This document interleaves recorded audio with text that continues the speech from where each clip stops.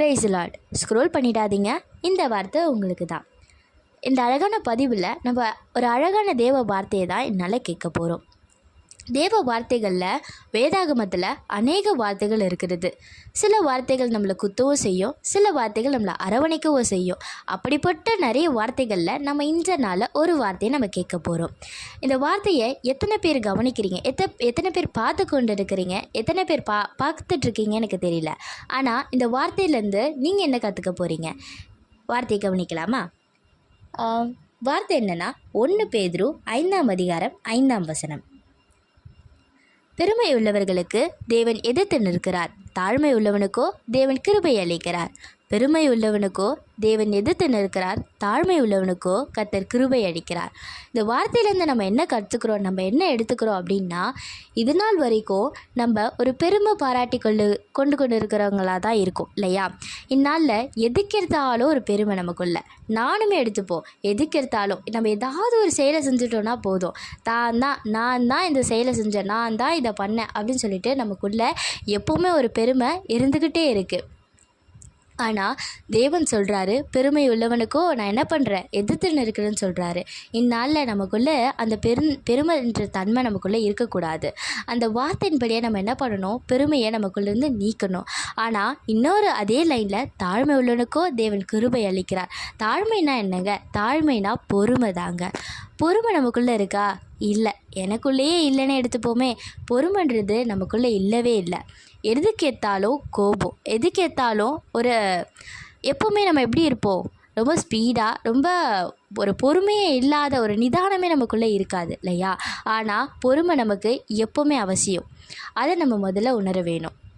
இப்போ நம்ம ஒரு இப்போ நம்ம ஒரு சமையல் செய்கிறோம். அந்த சமையலை நம்ம ரொம்ப வேகமாக அதை போட்டு இதை போட்டு எதேதோ பண்ணி நம்ம கடகடை வேகமாக செய்யும் பொழுது அந்த சமையல் நல்லா இருக்குமா? இல்லைல்ல. அதுவே நம்ம பொறுமையாக பார்த்து செய்கிற அந்த சமையல் எவ்வளோ நல்லாயிருக்கும். அது நம்ம நாக்குக்கோ சரி, அது நம்ம வயிற்றுக்கும் சரி எவ்வளவு ருசியாக இருக்கும். அதே மாதிரி தாங்க நம்ம வாழ்க்கையில் எப்போவுமே பொறுமைன்ற ஒரு தன்மை நமக்குள்ளே இருந்துச்சுன்னா, நமக்குள்ளே இருந்துச்சுன்னா நம்ம வாழ்க்கையை எப்படி இருக்கும், ஸ்மூத்தாக மூவ் ஆகும். அதே மாதிரி தான் இந்த வார்த்தையும், பெருமை உள்ளவனுக்கு தேவன் எதிர்த்து நிற்கிறார், தாழ்மை உள்ளவனுக்கோ கர்த்தர் கிருபை அளிக்கிறார். தான் தான் அப்படின்னு சொல்லிட்டு நமக்குள்ளே பெருமை பாராட்டாமல் அந்த பெருமையெல்லாம் எடுத்து போட்டுட்டு நம்ம ஒரு தாழ்மையாக பொறுமையோடு கூட இருக்கும்போது, எல்லா செயலையும் பொறுமையோடு கூட செஞ்சுருக்கும்போது தேவன் நமக்கு கிருபை அளிக்கிறவராக இருக்கிறார். கிருபைன்னா என்ன? கிருபைன்னா கிரேஸ்னால் தேவனுடைய அதிசயங்கள் நம்முடைய வாழ்க்கையில் நடக்கும். நம்ம தேவனை நம்பி அவருடைய வார்த்தையை கடைப்பிடித்து நம்ம நடக்கும்போது, இப்போ நீங்கள் இந்த வார்த்தையை கேட்டுட்டிங்களா? பெருமை உள்ளவனுக்கு தேவன் எதிர்த்து நிற்கிறார், தாழ்மை உள்ளவனுக்கும் கிருபை அளிக்கிறார் அப்படின்ற இந்த வார்த்தையை கேட்டுட்டு நீங்கள் இதன்படி நடந்து பாருங்களேன். இதன்படி நீங்கள் உங்களுக்கு ப்ரே பண்ண தெரியல, உங்களுக்கு தேவனை பற்றி தெரியலனாலும் இந்த வார்த்தையை கை கொண்டு இந்த வார்த்தையின்படி நீங்கள் நடந்தாலே போதுங்க. தேவன் உங்கள் வாழ்க்கையில் கண்டிப்பாக அதிசயத்தை செய்வார்.